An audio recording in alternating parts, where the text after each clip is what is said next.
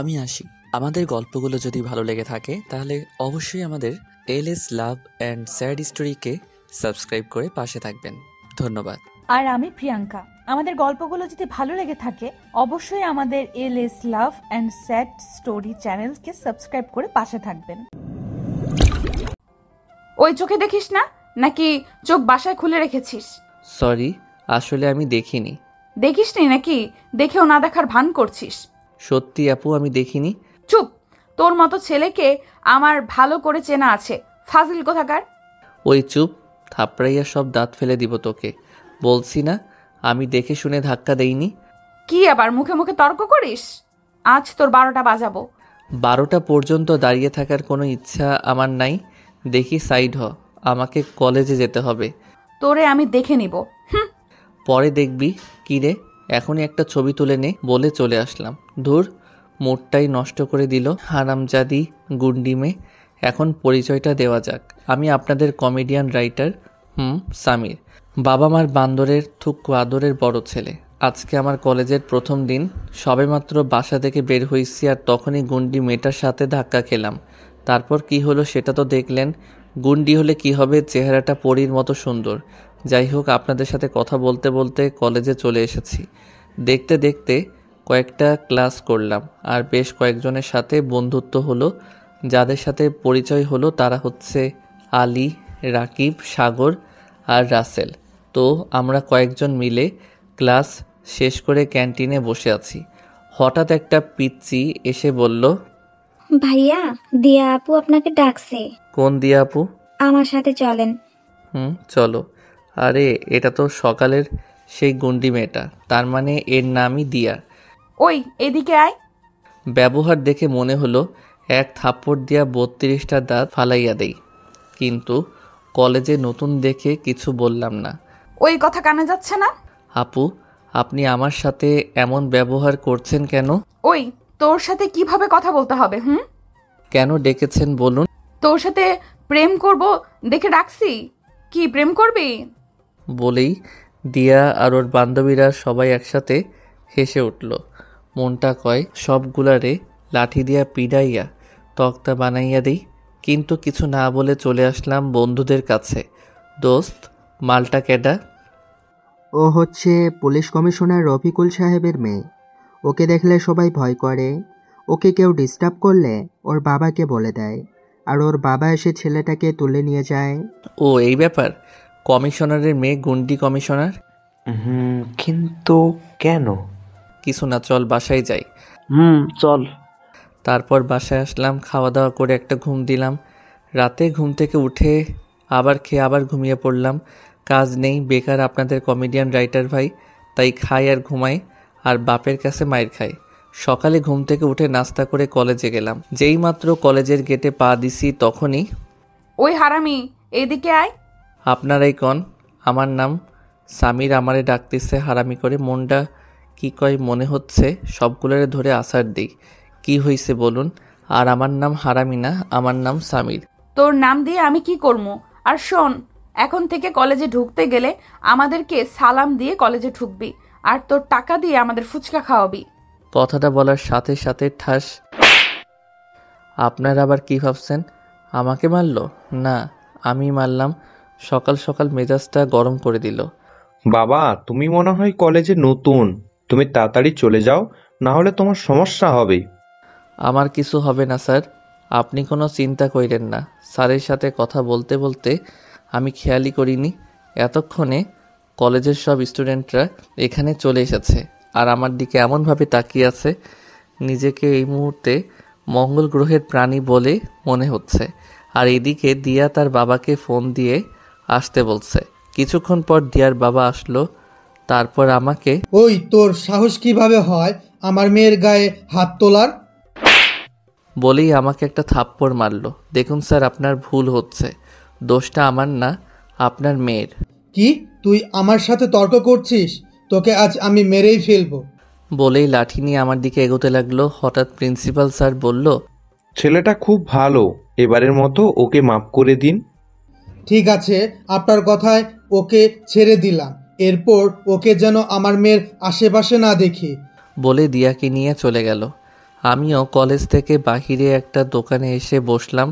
তারপরে একটা Benson cigarette ধরালাম। Cigarette টানছি আর ভাবছি কিভাবে এর প্রতিশোধ নেওয়া যায়। কলেজ থেকে বাসায় আসলাম, ফ্রেশ হয়ে খাওয়া দাওয়া করলাম। তারপর বাহিরে গেলাম বন্ধুদের সাথে আড্ডা দিতে। জেনে রাখেন, ভালো কলেজের ওই ঘটনার সময় আমার বন্ধুরাও ওখানে ছিল। দোস্ত, আমি প্রতিশোধ নিতে চাই। কিন্তু কিভাবে? দিয়াকে আমার প্রেমের ফাঁদে ফেলে।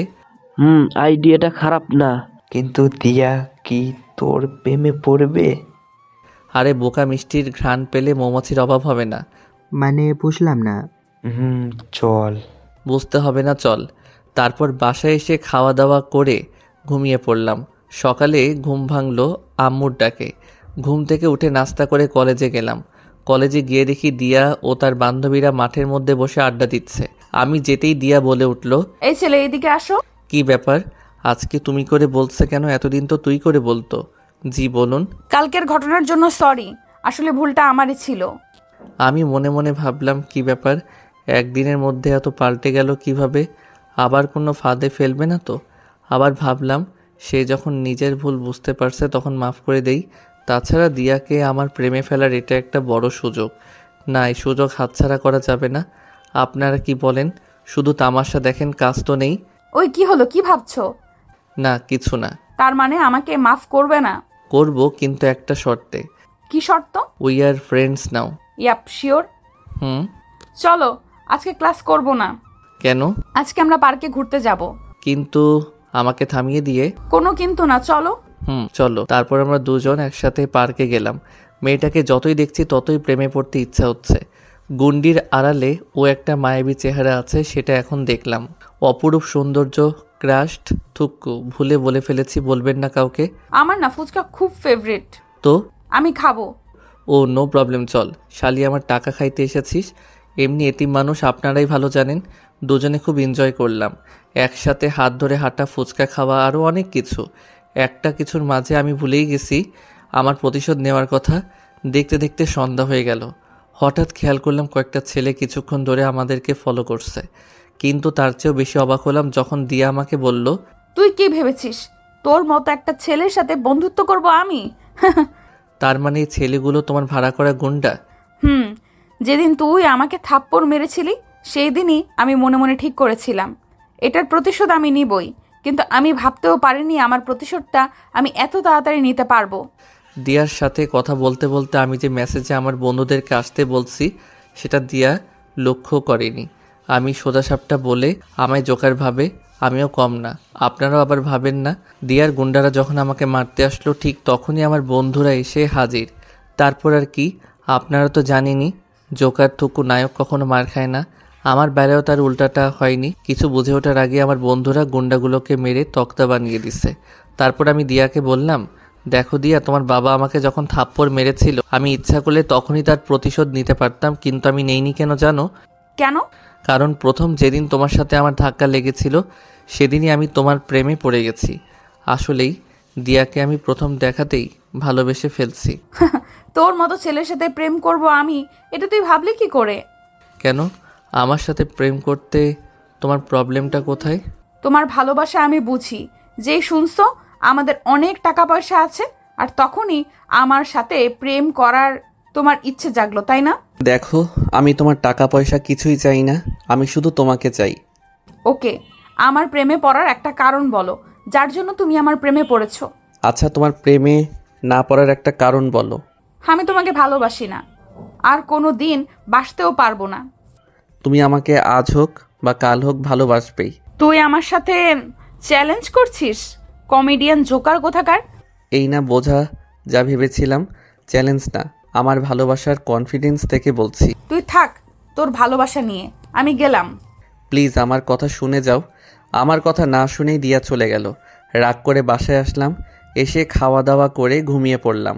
সকালে উঠে নাস্তা করে বন্ধুদের সাথে আড্ডা দিতে গেলাম। দোস্ত, একটা উপায় দে না, কিভাবে দিয়াকে প্রেমে ফেলানো যায়? প্রেমে ফেলার কথা কি বলছিস রে? তুই তো নিজেই দিয়ার প্রেমে পড়ে গেছিস।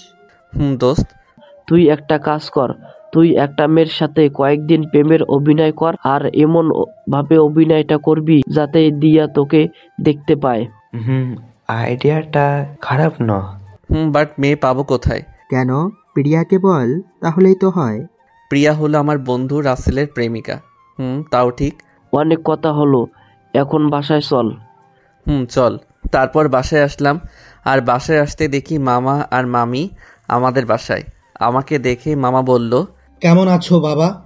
মামা আর আমি আমাকে অনেক ভালোবাসে, সেজন্য আমার নাম ধরে না ডেকে বাবা বলে ডাকে।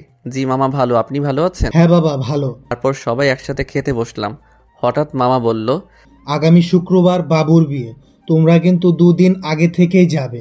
বিশেষ করে জোকার, ও ক্ষমা চাই, মানে সামির, কারণ এই বিয়ের সকল দায়িত্ব আমি তোমার হাতে দিলাম। জি মামা আমি যাব। আর ভালো লাগে না জোকার কথাটা। আমি কি আসলেই জোকার? এভাবে দেখতে দেখতে কয়েকদিন কেটে গেল, আর এই কয়েকদিন আমি কলেজেও যাইনি। আর 2 দিন পর আমার মামাতো ভাইয়ের বিয়ে। ভাবলাম আজ কলেজে যাব, কারণ দিয়ার সাথেও দেখা করতে মন চাচ্ছে। বাসায় কাউকে কিছু না বলে সোজা কলেজে গেলাম, কিন্তু দিয়াকে দেখলাম না। মনটাই খারাপ করে দিল। হঠাৎ দেখলাম দিয়ার বান্ধবী দাঁড়িয়ে আছে। ভাবলাম তার কাছ থেকে খোঁজখবর নিয়ে দেখি দিয়া কোথায়। এই যে শুনছেন, দিয়ার বান্ধবী। জি ভাইয়া, আমাকে বলছেন? তোমাকেই বলছি। আসলে আমি দিয়ার সাথে একটু দেখা করতে চাই, কিন্তু ও আজ কলেজে আসেনি। আসলে ভাইয়া, দিয়া তো ওর চাচাতো বোনের বিয়েতে গেছে। ও ধন্যবাদ বলে চলে আসলাম। কিছুই ভালো লাগছে না। মনটা বারবার শুধু দিয়ার সাথে কথা বলতে চাচ্ছে। কলেজ থেকে বাসে আসলাম। তাড়াতাড়ি রেডি হয়ে নে, আজকে তোর মামা বাড়ি যাব। মা কাল গেলে হয় না? আসলে দিয়ার সাথে দেখা না করে মনটা যেতে চাচ্ছে না। না হয় না, আজকেই যেতে হবে, তাড়াতাড়ি রেডি হয়ে নে। আচ্ছা। তারপর রেডি হয়ে মামার বাসার উদ্দেশ্যে রওনা দিলাম। মামার বাসা বেশি দূর হওয়ায় যেতে যেতে রাত হয়ে গেল। বাসায় গিয়ে পৌঁছে রাতের খাবার খেয়ে ঘুমিয়ে পড়লাম, আর একটা কাজ করতে লাগলাম। সকালে ঘুম ভাঙলো পানির ডাকে। আপনারা আবার ভাবতেছেন পানির ডাক এটা আমার কি? তাহলে শুনুন।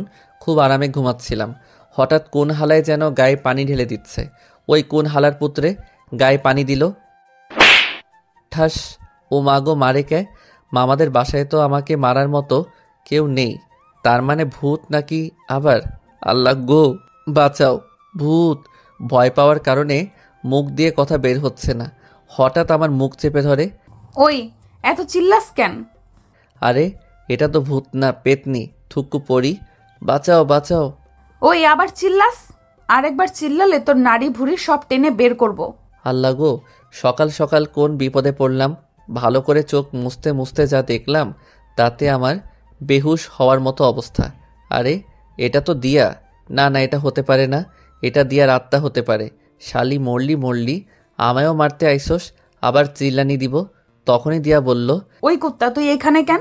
আরে এটা তো দিয়ার কথা, কারণ আত্মা তো কোনোদিন কলার ধরে না। ওই সেমরি, তুই এখানে কেন? এটা আমার বান্ধবীর বাসা, এখানে আমি আসবো না তো তুই আসবি? আরে দিয়ার বান্ধবী যে বলল দিয়ার চাচাতো বোনের বিয়ে, তার মানে ও আমাকে বোকা বানালো। ওরে ওই শালি, তোরে আমি পাইলে ধরে আছাড় মারবো, তখন ঠিক পরে মজা দেখাবো। তার মানে মিম ওর বান্ধবী। ও আপনাদের তো বলতে ভুলেই গেছি, আমার মামাতো বোনের নাম মিম। হঠাৎ মিম এসে বলল, কি ব্যাপার ভাইয়া, কি হচ্ছে এখানে? মিমের মুখে ভাইয়া ডাক শুনে দিয়া মনে হয় আকাশ থেকে পড়ল। ভাইয়া মানে? এই হারামজাদাটা তোর ভাইয়া? ওই গুন্ডি মাইয়া আমাকে হারামজাদা বলবি না। 100 বার বলবো, তুই হারামজাদা, কুত্তা, শয়তান। তুই হারামজাদি, কুত্তি, পেতনি। তুই তুই তুই তোকে আমি মাইরা ফালামো। হি হি হি, আমি তোর ঘাড় মটকামো। আমাদের ঝগড়া দেখে মিম ইতিমধ্যে বেহুশ হওয়ার মতো অবস্থা। মিম নিজেও জানে না আমি আর দিয়া দুজনকে চিনি। দিয়া, তুই ভাইয়াকে চিনিস? চিনি মানে? অনেক ভালো করে চিনি। আগে যদি জানতাম ওই হারামজাদাটা তোর ফুফাতো ভাই, তাহলে আসতামই না। মিম, এই কুত্তিটা তোর বান্ধবী আমাকে আগে বলিসনি কেন? আগে যদি জানতাম এই কুত্তি এখানে আসবে, তাহলে আমিও এখানে আসতাম না। তোরে আমি। দিয়াকে থামিয়ে দিয়ে, কি ভালোবাসবি? ওই তোরা কি শুরু করেছিস এখানে? নাস্তা করবি, চল। তোরে আমি পরে দেখে নিব। আমিও কি? আমিও তোকে পরে দেখে নিব। আহা কি আনন্দ আকাশে বাতাসে। তার মানে বিয়ে বাড়িটা দিয়ার সাথে কাটানো যাবে। ইস, ভাবতেই মনের মধ্যে ললি ড্যান্স মানে লুঙ্গি ড্যান্স দিচ্ছে। তারপর সবাই মিলে নাস্তা করলাম। নাস্তা করতে করতে হঠাৎ মামা বলল, আমাদের এখানে একটা সুন্দর পাহাড় আছে, তোমরা সবাই গিয়ে দেখে আসতে পারো। মামা আমরা সবাই যাব, চলো। না বাবা, বিয়েবাড়ির অনেক কাজ আছে, তুমি একটা কাজ করো, মিম আর দিয়াকে নিয়ে যাও। মামার কথা শুনে খুশির ঠেলায় খাবার টেবিলে লাফ দিয়ে উঠলাম। আমার লাফ দেওয়া দেখে সবাই আমার দিকে তাকিয়ে আছে, বিশেষ করে দিয়া। দিয়া মনে হয় বুঝতে পারছে আমি তার জন্যই খুশিতে লাফ দিছি। কি হলো বাবা? না মামা কিছু না, আসলে পায়ের কাছে বিড়াল ছিল তো সেজন্য। আমার কথা শুনে সবাই একসাথে হেসে উঠল। ব্যাপারটা বুঝলাম না সবাই কেন হাসলো, আপনারা বলতে পারলে বইলেন। তাহলে তুমি মিম আর দিয়া দুপুরে পাহাড় দেখতে যেও। না মামা আমি এখনই যাব বলেই মুখে হাত দিলাম। হায় হায় আমি এটা কি বললাম? আমি মামার মুখের উপর কোনোদিন কোনো কথা বলিনি। সরি মামা, আসলে মুখ ফসকে বেরিয়ে গেছে। ওকে, লেটস এনজয়। থ্যাঙ্কস মামা। তারপর আমি দিয়া আর মিম পাহাড় দেখার উদ্দেশ্যে বেরিয়ে পড়লাম। অনেকক্ষণ ধরে পাহাড়ে ঘুরছি, কিন্তু এখনো পর্যন্ত আমার আর দিয়ার মধ্যে কোনো কথা হয়নি। ভাইয়া চলো, ওই ঝর্ণার ওই দিকটাই যাই। চলো। ঝর্ণার ওই দিকে যেতেই দিয়া একটা খাদে পড়ে গেল, কিন্তু একটা গাছের ডাল ধরে আটকে আছে। অল্পের জন্য খাদে পড়েনি, বাট এখনো ঝুলে আছে। ভাইয়া এখন কি হবে? প্লিজ দিয়াকে তাড়াতাড়ি তুলো, তাছাড়া পড়ে যাবে। ভাবলাম এটাই দিয়াকে প্রেমে ফেলার দারুণ সুযোগ, কিন্তু যে বড় খাদ, একবার পড়ে গেলে নিশ্চিত মৃত্যু। কিন্তু দিয়া মরে গেলে আমার কি হবে? কারণ আমি তো দিয়াকে ছাড়া বাঁচব না। প্লিজ আমাকে তুলো। দেখি কোথাকার চোখ কোথায় থাকে। বাঁচাও। তুলবো, কিন্তু একটা শর্ত আছে। একটা কেন, 100টা শর্ত পূরণ করব, আগে আমাকে তুলো। আমার 100টা শর্ত পূরণ করা লাগবে না, আমার একটাই শর্ত, আমাকে ভালোবাসতে হবে। কান্না করতে করতে ওকে আমি ভেবে দেখব, প্লিজ তুলো। ভাবলাম মেয়েটা কষ্ট পাচ্ছে, অতএব তুলি, তারপর কি হবে ওটা পরে দেখা যাবে। অনেকক্ষণ চেষ্টার পরে দিয়াকে উপরে তুললাম। এমনি গায়ে জোর নেই, উপরে তোলার সাথে সাথে দিয়া আমাকে জড়িয়ে ধরলো। আহা কি মিষ্টি ঘ্রাণ আসছে দিয়ার শরীর থেকে, একেবারে বগুড়ার দইয়ের মতো। তারপর দিয়া নিজেকে আমার কাছ থেকে ছাড়িয়ে নিল। আসলে সামির, আমি একজনকে ভালোবাসি। দিয়ার কথা শুনতেই মনে হয় আমার মাথায় আকাশ ভেঙে পড়ল। নিজের অজান্তেই বুকের বাম পাশে চিনচিন ব্যথা অনুভব করলাম। দুই চোখ দিয়ে অঝর ধারায় বৃষ্টি পড়ছে। আরে বোকা, কাঁদছো কেন? আমি কাকে ভালোবাসি সেটা তো আগে শোনো। কাকে? তোমাকে। I love you Sameer, will you marry me my dear? কথা শেষ হতে না হতেই দিয়াকে জড়িয়ে ধরে চুমু খেতে লাগলাম। আরে শক্ত করে জড়িয়ে ধরো না প্লিজ। তারপর আমি দিয়াকে আরো শক্ত করে জড়িয়ে ধরলাম। দিয়ার গরম নিঃশ্বাস আমার বুকে পড়ছে এখন। এভাবে সারা জীবন ভালোবাসা দিয়ে আঁকলে রাখতে পারবে? পারবো গুন্ডি সোনা, যদি তোমার পাশে থাকার সুযোগ দাও। ওই আমাকে গুন্ডি বললে মেরে তক্তা বানিয়ে ফেলবো, আর আমি ছাড়া অন্য কোনো মেয়ের দিকে তাকালে চোখ তুলে ফেলবো। আল্লাদি গলায় কয়েকটা কিল ঘুষি দিয়ে হাই হাই কি মেয়ে রে বাবা, প্রেম না করতেই এরকম, না জানি প্রেম করলে আরো কত কিছু বলে। আমরা এখন যেতে পারি? আরে আমি তো ভুলেই গেছি, এইখানে কেউ সিনেমা দেখছে আর একজন সিনেমা শুনছে কি, তাই না? চলো। তারপর সবাই মিলে বাসায় আসলাম। রাত হয়ে গেল, অনেক ক্লান্ত থাকায় শোয়ার সাথে সাথে ঘুমিয়ে পড়লাম। সকালে উঠে বুকের উপর ভারী কিছু অনুভব করলাম। আরে এটা তো দিয়া, পাগলিটা আমাকে জড়িয়ে ধরে আছে, কিন্তু এত সকালে ও আমার রুমে আসলো কিভাবে? হঠাৎ মনে পড়ল কাল রাতে তো পাগলিটা আমার কাছে এসেছিল ধন্যবাদ দেওয়ার জন্য। কি মায়াবী লাগছে মেয়েটাকে, মনে হয় সারা জীবন দেখলেও দেখার স্বাদ মিটবে না। তারপর হঠাৎ মনে পড়ল কেউ যদি দিয়াকে আমার রুমে দেখে তাহলে মান সম্মান সব শেষ হয়ে যাবে। দিয়া, এই দিয়া ওঠো। দিয়া, ওই দিয়া। হঠাৎ মামা দরজায় নক করলো। মামা যদি আজকে আমাদের দুজনকে একসাথে দেখে তাহলে অবস্থা খারাপ হয়ে যাবে। কি করব ভাবতেছি, হঠাৎ মনে হলো দিয়াকে ওয়াশরুমে রেখে আসি। যেই ভাবা সেই কাজ। দিয়াকে কোলে তুলে ওয়াশরুমে কমোডের উপর বসিয়ে রেখে দরজা খুলে দিলাম। কি ব্যাপার, দরজা খুলতে এত সময় লাগে? না মানে আসলে ঘুমিয়েছিলাম তো তাই। ও তা তুমি কি বাবা আজকাল ওড়না পরে ঘুমাসো? এই মেরে ছেড়ে দিয়ার ওড়না তো আমার খাটের উপর, এখন কি হবে আল্লাহ জানে। এমন সময় মিম আসলো রুমে। মামা, ওই ওড়নাটা মিমের। মিম, ওটা তোর ওড়না? আমি মিমকে ইশারা দিয়ে হ্যাঁ বলতে বললাম। হ্যাঁ বাবা, ওটা আমার ওড়না। ওহ, তাহলে এই ঘরে। বাঁচাও বাঁচাও। হঠাৎ দিয়া ওয়াশরুমের ভিতর থেকে চিৎকার দিয়ে উঠল। দিয়ার চিৎকার শুনে মামা আর মিম অবাক হয়ে আমার দিকে তাকিয়ে আছে। দিয়া ওয়াশরুম থেকে বাহিরে এসে আমাকে জড়িয়ে ধরল। সামির, দিয়া তোমার রুমে এলো কিভাবে? মামা মিম জানে, আমি কিছু জানি না। ওরে হাতারাম, আমি কি জানি? আমি ফিস করে বললাম, প্লিজ একটু ম্যানেজ করে দে আমার লক্ষ্মী বোন। আসলে বাবা, দিয়াকে আমি এই রুমে পাঠাইছি। কেন? আসলে হঠাৎ করে আমার ওয়াশরুমের পানির লাইটটা বন্ধ হয়ে গেছে তো, তাই। ওহ, বলে চলে গেল। যাক বাবা, বাঁচা গেল। এখন বলতো তোদের মতলব কি? আর তোরা দুজন কি রাতে একসাথে থেকেছিস? না না, আমি সকালে উঠে দেখি দিয়া আমার বুকের উপরে আমাকে জড়িয়ে ধরে শুয়ে আছে। আমার কথায় দিয়া একটু লজ্জা পেল। ওহ, এই ব্যাপার। বলে মিমও চলে গেল। ও ওই গুন্ডি, তুমি আমার রুমে ঘুমিয়েছিলে কেন? ওই কুত্তা, তুমি আমারে বাথরুমে রেখে এসেছো কেন? দেখলি যখন তুমি বাথরুমে, তার মানে নিশ্চয়ই কোনো সমস্যা হয়েছিল, যার কারণে তোমাকে বাথরুমে রেখে এসেছিলাম। কিন্তু তুমি চিল্লালে কেন? বাথরুমে তেলাপোকা ছিল, তাই ভয় পেয়ে গেছিলাম। যে গুন্ডি মেয়ে আবার তেলাপোকা দেখে ভয় পায়? ফিস করে কথাটা বললাম। ওই কি বললে? ওই যে তোমার পেছনে তেলাপোকা, মজা করে বললাম। বলার সাথে সাথে দিয়া ঠাস করে মারে নাই আমাকে জড়িয়ে ধরলো। আমিও তাকে জড়িয়ে ধরলাম। কেবল একটা কিস দিতে যাব, তখনই মিম বলল, ভাইয়া, বিয়ে বাড়িতে এগুলো জায়েজ নেই। বলে চলে গেল। কি ফাজিল মেরে বাবা, তার মানে আমার আর দিয়ার কথা সব মিম শুনে ফেলছে। এই দিয়া আবার কোথায় গেল? যাক বাবা, আপনাদের সাথে কথা বলতে বলতে দিয়াও পালালো। আজকে আমার মামাতো ভাইয়ের বিয়ে। বাড়িটা খুব সুন্দর করে সাজানো হয়েছে।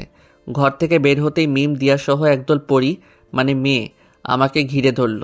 এই তোরা শোন, এটা আমাদের বরের ভাই, ওকে একটু শরবত খাওয়া। বান্ধবীদের উদ্দেশ্য করে বলল, এই নিন শরবত, সবটুকু খেয়ে নিন। যাক বাবা, এমনিতে খুব পানির পিপাসা পেয়েছিল। মেয়েটা গুন্ডি হলেও মনটা পাথরের, মানে তুলার মতো নরম। সবেমাত্র এক ঢোক শরবত খাইছি, মনে হচ্ছে কান দিয়ে বাতাস বের হচ্ছে, এতটাই ঝাল যে চোখে পর্যন্ত ঝাপসা দেখছি। মিম আমাকে পানি দিল, কিন্তু পানি খেয়েও কাজ হলো না। হঠাৎ দেখলাম লাল টকটকে একটা কি যেন, চোখে ঝাপসা দেখার কারণে ভালোভাবে বুঝতে পারলাম না ওটা কি, তবে দেখে মনে হয় মিষ্টি হবে। আর কোনো কিছু না ভেবে দিলাম এক কামড়, আর তখনই আও ওমা গো! আরে এটা তো দিয়ার কণ্ঠ। চোখ মুছতে মুছতে তাকিয়ে দেখি, হাই আল্লাহ, আমি তো মিষ্টি ভেবে দিয়ার ঠোঁটে কামড় দিছি। ভাগ্য ভালো যে বাড়িতে তেমন লোক ছিল না, তাছাড়া দিয়া যে জোরে চিৎকার দিছে তাতে এতক্ষণে আমার 12টা বাজত। দিয়ার দিকে তাকিয়ে দেখি মেয়েটার চোখ পানি দিয়ে ভরে গেছে আর ঠোঁট কেটে রক্ত বের হচ্ছে।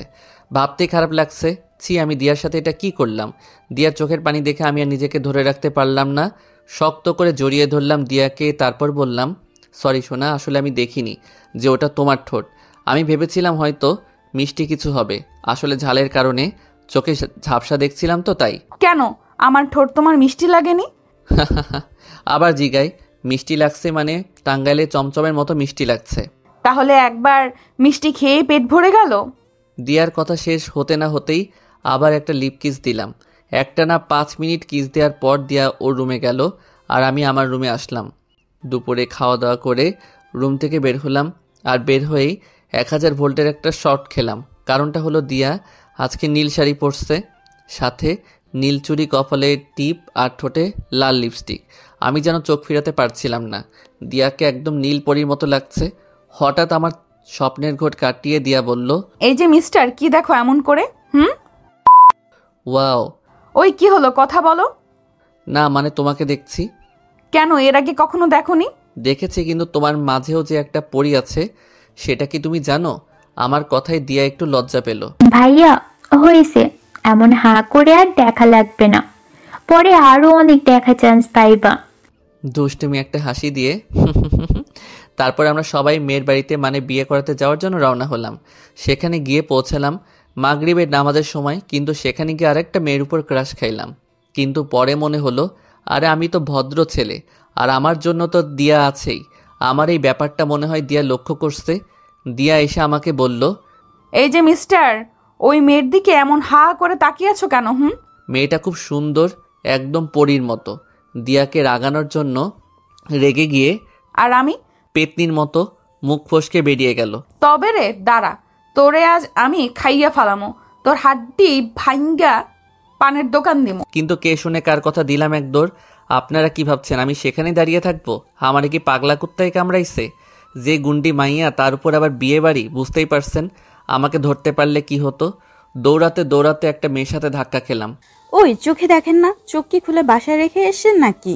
চোখ আছে দেখেই তো শুধু ধাক্কা খেলাম, তাছাড়া কি? রেগে অ্যাটম বোম হয়ে তাছাড়া তো জড়িয়ে ধরতাম আরও কত কি। বলেই দিলাম এক দৌড়। মেয়েটার সামনে বেশিক্ষণ থাকলে হয়তো ঘুষি মেরে নাক ফাটিয়ে দিত। দৌড়াতে দৌড়াতে ধপাস করে একটা গাছের সাথে ধাক্কা খেলাম।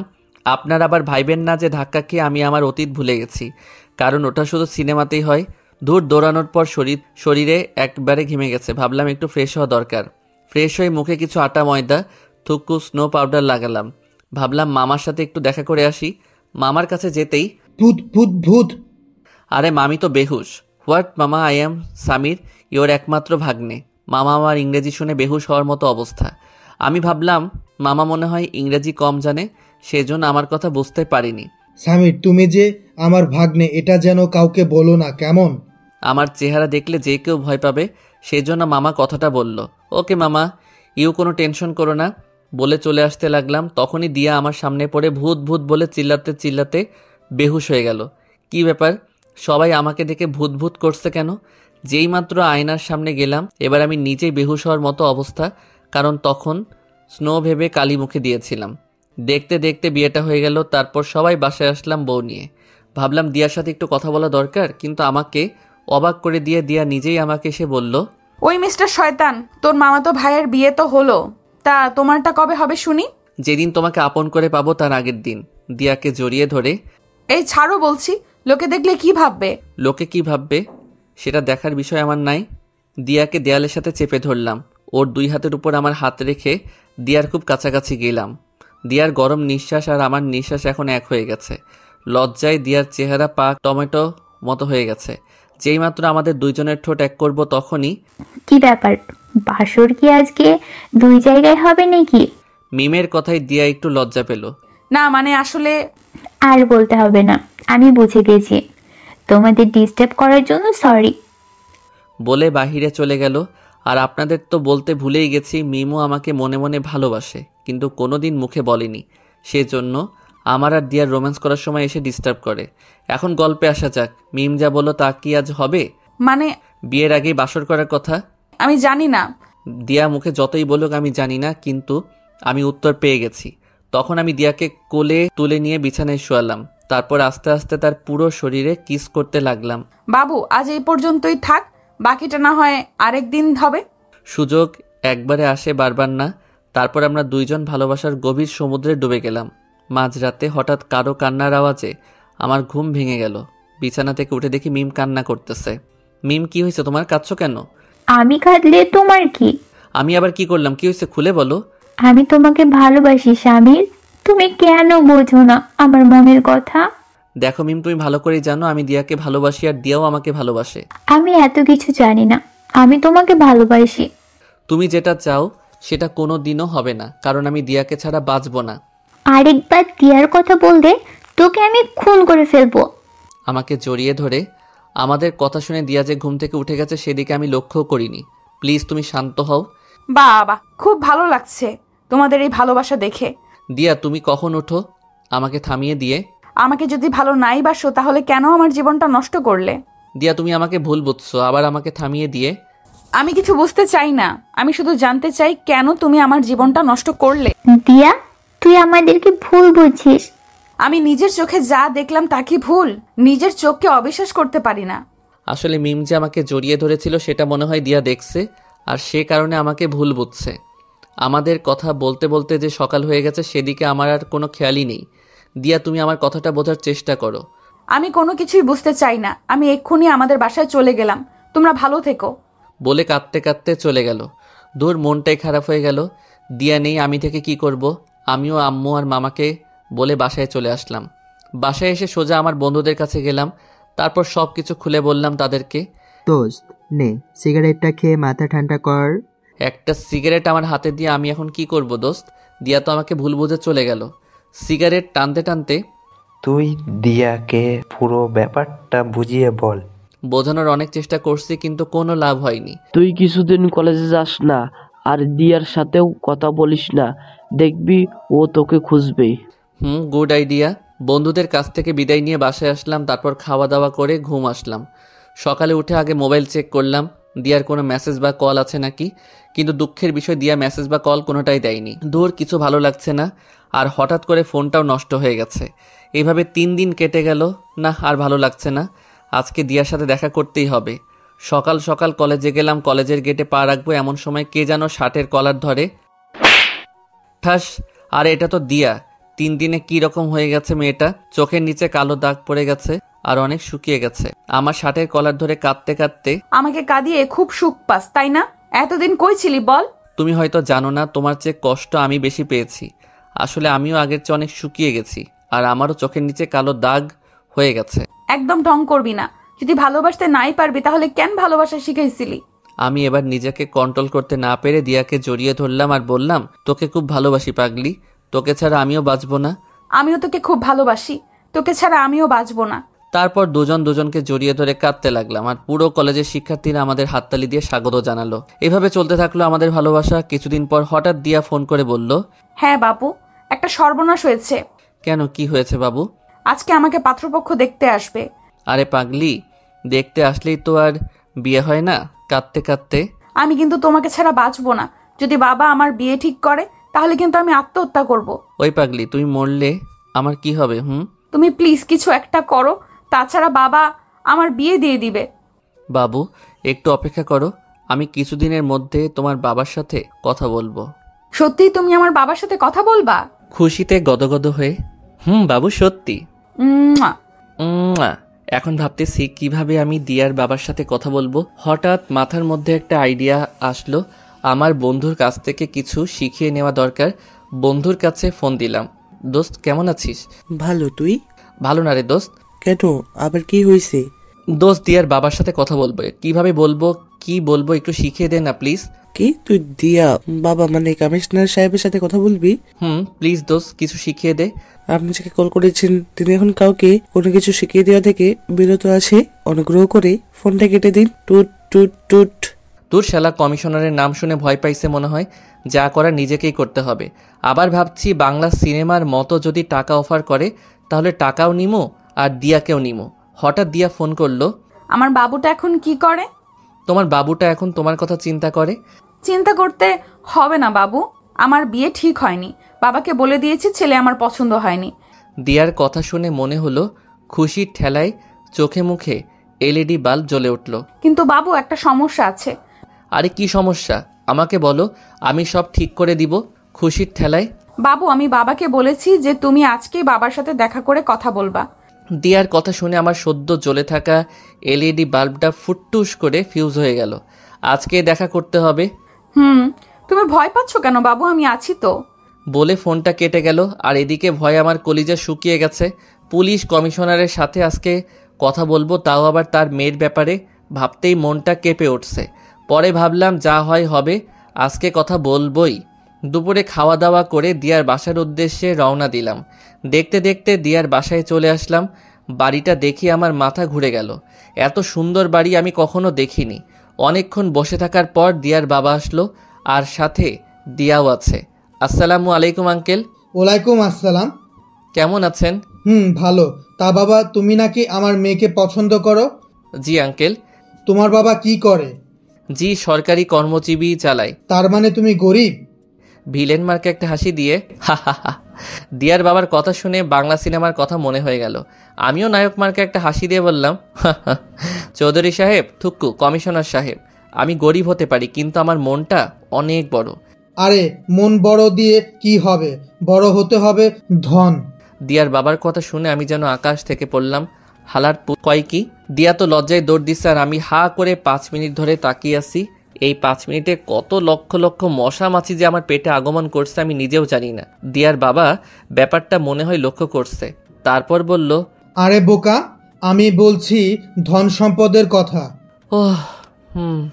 তুমি কি আমাদের ধন সম্পত্তি দেখে আমার মেয়েকে ভালোবাসো? কমিশনার সাহেব, আমি গরিব হতে পারি কিন্তু লোভী না। বলেই পেছনে হাঁটা শুরু করলাম। কিন্তু একটা ব্যাপার মাথার মধ্যে ঘুরপাক খাচ্ছে। সিনেমার মধ্যে দেখছিলাম নায়িকার বাবা নায়ককে টাকা দিয়ে অফার করে, কিন্তু এই হালার পুত করলো না কেন? আর এতক্ষণে তো আমাকে ডাকার কথা। এসব ভাবছি, হঠাৎ দিয়ার বাবা ডাক দিল। যাক বাবা, যেহেতু ডাক দিছে তাহলে নিশ্চয়ই এবার টাকার অফার করবে। খুশি মন নিয়ে দিয়ার বাবার দিকে যাচ্ছি আর ভাবছি কত টাকা দিতে পারে। তোমার ভালোবাসার কাছে আমি হার মেনে গেলাম বাবা।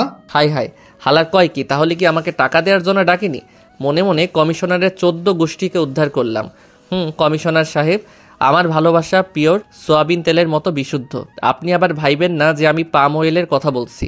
তারপর দিয়ার বাবা দিয়াকে ডাক দিল, আর দিয়া আসার পর আমার হাত আর দিয়ার হাত এক করে দিল।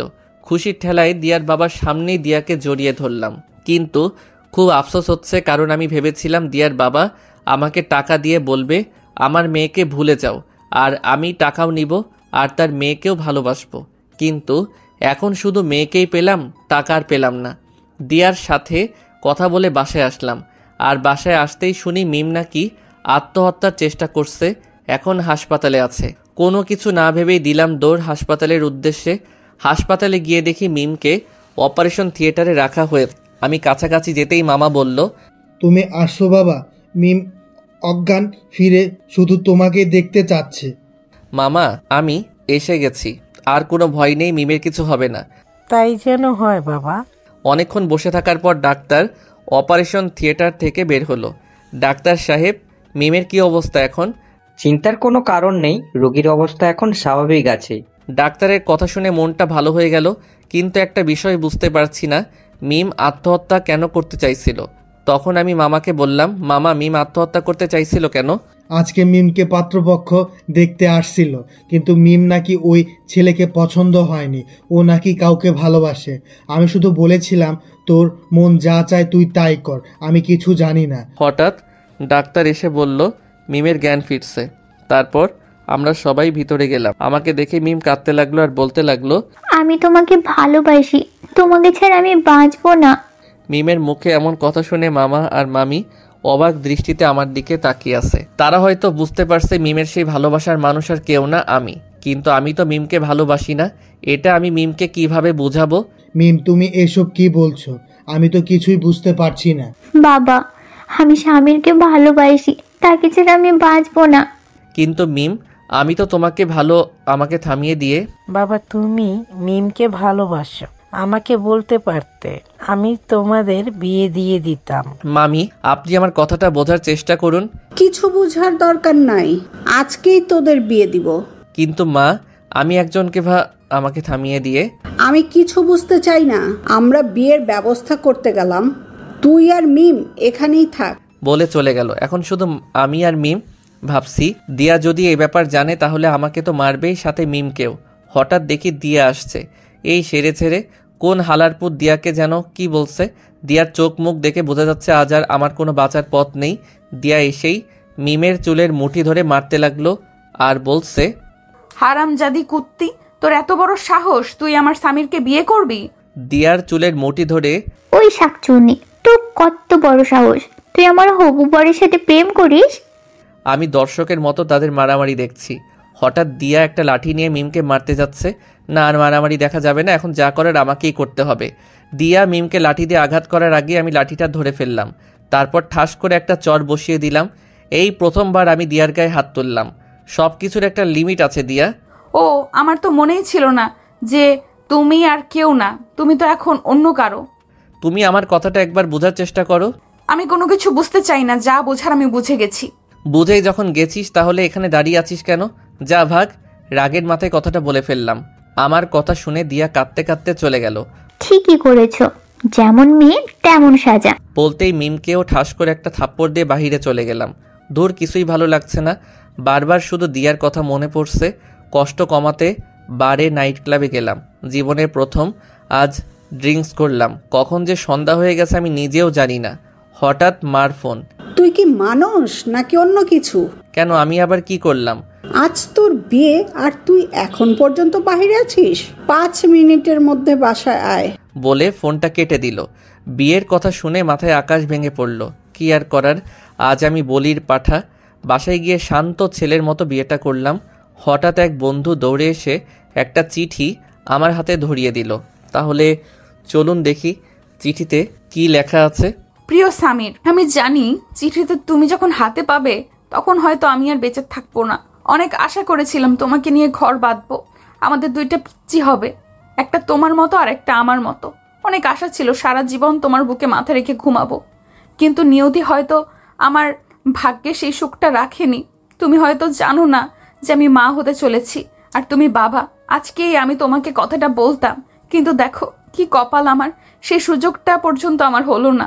আর সবচেয়ে বেশি কষ্ট হলো আমার পেটের বাবুটার, কারণ সে দুনিয়ার আলো দেখার আগেই দুনিয়া ছেড়ে চলে গেল। কি করব বলো, তোমাকে ছাড়া আমার জীবন মূল্যহীন ছিল। আর হ্যাঁ, আমাকে মাফ করে দিও, কারণ আমি বলেছিলাম সারা জীবন তোমার পাশে থাকবো, কিন্তু তোমাকে রেখেই আমি বেহায়ার মতো চলে গেলাম। ভালো থেকো, সুখে থেকো। আর একটা কথা, যদি কোনো দিন আমার কথা মনে পড়ে তাহলে ওই আকাশের দিকে তাকাবে। সেখানে হয়তো তুমি আমাকে দেখতে পাবে না, কিন্তু আমাদের পিচ্চিটাকে দেখতে পারবে, কারণ পিচ্চিরা নাকি ফেরেশতার মতো পবিত্র, আর পবিত্র জিনিস সবসময় আকাশের তারা হয়ে থাকে। ইতি তোমার গুন্ডি, ভালোবাসার পাগলি। চিঠিটা পড়তে পড়তে কাঁদতে লাগলাম। বিয়েবাড়ির সবাই আমার দিকে তাকিয়ে আছে, সবাই ভাবছে বিয়েতে তো মেয়েরা কাঁদে, তাহলে আমি কাঁদছি কেন? হ্যাঁ, সেটা শুধু আমি জানি। কান্না যেন থামতেই চাচ্ছে না, আর চিল্লায়ে বলতে ইচ্ছা করছে, আমি তোমাকে ভালোবাসি দিয়া, প্লিজ তুমি আমাকে মাফ করে দাও। হঠাৎ আমার ঘুম ভেঙে গেল। এই আমি কি দেখলাম? এতক্ষণ যা দেখছিলাম সব স্বপ্ন ছিল। ইয়া আল্লাহ, তোমায় হাজারো ধন্যবাদ। আমার মনে পড়েছে আমি দিয়ার আব্বুর সাথে কথা বলে বাসায় এসেছিলাম। মামা ফোন করছিল, তারপর হসপিটাল থেকে বাসায় এসে শুয়ে পড়লাম। আর এতক্ষণ এত ভয়ানক স্বপ্ন দেখছিলাম, অজান্তেই দুফোঁটা পানি চলে আসলো। আমার জীবনে এর থেকে ভয়াবহ স্বপ্ন আমি কখনোই দেখিনি। পৃথিবীতে সবচেয়ে বড় কষ্টের জিনিস নিজের আপন কিছু হারানো, যে আমি স্বপ্নে দেখলাম। এরপর দিয়ার ফোন আসলো। হ্যালো জান, আব্বু বলছে কয়েকদিনের ভেতরে আমাদের বিয়ে যদি হয়ে যায়। আমার চোখ দিয়ে পানি পড়ছে, কারণ আমি এখনো আমার প্রিয় জিনিসটি হারাইনি। কথা বলো, কি হয়েছে সামির? কিছু না। আর হ্যাঁ, আমি আজই বলবো তোমার কথা আব্বু আম্মুকে, কেমন? ওকে মাই লাভ, বাই বাই। আমি দিয়াকে বুঝতে দেইনি আমার চোখের পানি, আমার কষ্টটা। রাত হয়ে গেল, সবাই হসপিটাল থেকে আসলো। আব্বু একটা কথা বলবো? হ্যাঁ বল। আমার পছন্দের একজন আছে যাকে আমি বিয়ে করব। কি বলছিস? এত ভালো খবর? ওহ, তো মেয়েটা কে বাবা? কমিশনারের মেয়ে। কি বলছিস? তার বাবা কি রাজি? হ্যাঁ রাজি। তো দেরি কিসের? তাদের সাথে কথা হয়ে যাক। আমি তো দারুণ খুশি, মন চাচ্ছে মুলি ড্যান্স দেই, থুকু লুঙ্গি ড্যান্স দেই। এইভাবেই সব আয়োজন হলো। আব্বু আম্মু তাদের সাথে কথা বললো, আর বিয়ের দিনটাও পাকা হয়ে গেল। আস্তে আস্তে বিয়েটা হয়ে গেল। সবাই এই জন্য বলেন আলহামদুলিল্লাহ। আরে আমার সাথে বলতে কে বলেছিল? আজ আমার বাসর রাত, ছাদে বসে আড্ডা দিচ্ছি আর মনে মনে বলছি ভালো হলো ওই স্বপ্নটা স্বপ্ন রয়ে গেল, সত্যি হলো না। তাহলে আজ দিয়া থাকতো না, নাকি থাকতাম আমি, আর না থাকতো এই যে এখন যে পড়ছি। তখন আমি বললাম, ওই শোন। কি? যাচ্ছি। কেন? দাঁড়া, যাচ্ছিস কোথায়? আরে দিয়া অপেক্ষা করছে। দূর, বাদ দে, এত তাড়াহুড়া কিসের? ভাবি তো আর চলে যাবে না? শালা ছাড় আমায়। তখন আম্মুর আগমন। কি রে, এখনো বসে আছিস? হ্যাঁ আম্মু, যাচ্ছি। আরে আন্টি, তাকে কখন থেকে বলছি যা ঘরে যা। ভাবি অপেক্ষা করছে, তবুও যায় না। ইয়ালা ঠাডা পড়ে মিথ্যা কথা। তারপর রুমে থাকলাম, মানে ঢুকলাম, দেখি দিয়া বসে আছে। গুন্ডি বউ আমার। সামনে গেলাম, পাও ধরে সালাম করলো। হয়েছে, আর সালাম করতে হবে না। জানি টাকার জন্য সালাম করছো, আমার জন্য না। যদি আমি বলি আমায় টাকার জন্য বিয়ে করেছিস, আমার ভালোবাসার জন্য না। খাইছে। এই তো বাপেরও বাপ থুকু, মানে মা। সরি। আমার গুন্ডি বউটা পিছন থেকে জড়িয়ে ধরে। হয়েছে অভিমান কণ্ঠে, সরি বেবি। এই তোমার নাক কান ধরে বলছি, আর কখনো বলবো না এইসব। তার কান ধরে। সত্যি? এখন চলো, একটা কাজ আছে। এখন কি কাজ? চলো আগে অজু করে নাও। তাকে নিয়ে অজু করলাম নামাজ পড়ার জন্য। জানো, আমার একটা স্বপ্ন সত্যি হলো, আর একটা মিথ্যে। এই দুইটার জন্য আমরা 2 রাকাত নামাজ পড়বো। কেন দুটো? পরে বলবো। তারপর দুজনে নামাজ পড়লাম। এখন আর একটা কাজ বাকি আছে। আবার কি কাজ? ওই যে ইন্তের মিসিয়ন। মানে? পেরেছে, আপনারা আবার বুঝছেন না। তারপর ওকে কোলে তুলে নিলাম। দাঁড়াও, আমার একটা স্বপ্ন আছে। কি? ছাদে চলো। তারপর দুজনে ছাদে গেলাম, অনেক রোমান্টিক কথা বললাম। আপনাদের বলা যাবে না, এত শোনার কি আছে? পার্সোনাল কথাও শুনতে হয়। নামার সময়ে দিয়া পা পিছলে পড়ে গেল। দেখে হাঁটতে পারো না? সরি, আমায় কোলে নাও। তারপর ওকে কোলে নিলাম, নিচে আসলাম। রুমে ঢুকতেই ও আমার কোল থেকে নেমে দৌড় দিল। আমি তো অবাক, তার মানে সে অভিনয় করছিল। আমি জোরে দৌড়ে ওকে ধরলাম। মজা করা না? ছাড়ো আমায়। না, কোনো ছাড়াছাড়ি নেই আজ। ওকে কোলে নিয়ে বিছানায় আসলাম, পরে শুইয়ে দিলাম। ওর উপরে আমি উঠলাম। ওর এত কাছাকাছি চলে এসেছি যে ওর নিঃশ্বাস আমার মুখে পড়ছে। ওর চোখে চোখ রেখে ওর ঠোঁটে ঠোঁট মিলে দিলাম। পরে ওর ঘাড়ে একটা কিস করলাম। সে কেঁপে উঠলো, সাথে সাথে হারিয়ে গেলাম অজানা দেশে। Happy ending.